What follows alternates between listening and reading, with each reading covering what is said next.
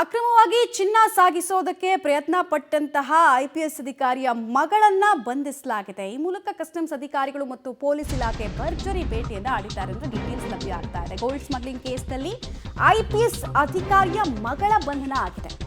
Bengaluru ಏರ್ಪೋರ್ಟ್ನಲ್ಲಿ DRI ಅಧಿಕಾರಿಗಳು ಬಂಧಿಸಿರುವಂತಹ details ಲಭ್ಯ ಆಗ್ತಾ ಇದೆ. ಒಟ್ಟು 14.8 ಕೆಜಿ ಚಿನ್ನಾಭರಣವನ್ನ ಸಾಗಿಸೋದಕ್ಕೆ ಯತ್ನಿಸಿದಾಗ ಅರೆಸ್ಟ್ ಆಗಿರೋದು. ಬೇರೆ ದೇಶದಿಂದ ದೆಹಲಿ ಮೂಲಕ ಚಿನ್ನವನ್ನ ಸಾಗಾಣಿಕೆ ಮಾಡಿದ್ದಾರೆ ಎನ್ನುವಂತಹ ಆರೋಪ ಇವ್ರ ಮೇಲೆ. ನಿನ್ನೆ ರಾತ್ರಿ 11 ಗಂಟೆಗೆ ಡಿಆರ್ಐ ಅಧಿಕಾರಿಗಳು ವಶಕ್ಕೆ ಪಡೆದಿದ್ದಾರೆ. 4 ಬಾರಿ ಚಿನ್ನ ಕಳ್ಳ ಸಾಗಣೆಯ ಆರೋಪ ಇವ್ರ ಮೇಲೆ ಕೇಳಿಬಂದಿದೆ.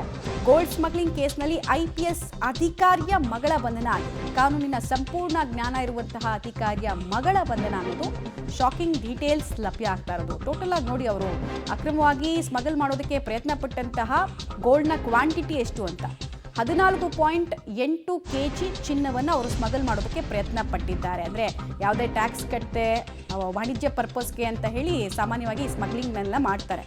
ಯೂಶಲಿ ಬೇರೆ ದೇಶದಿಂದ ನಮ್ಮ ದೇಶಕ್ಕೆ ಚಿನ್ನ ತರಬೇಕು ಅಂತಾದರೆ ಪರ್ಮಿಷನ್ಸ್ ಇರುತ್ತೆ.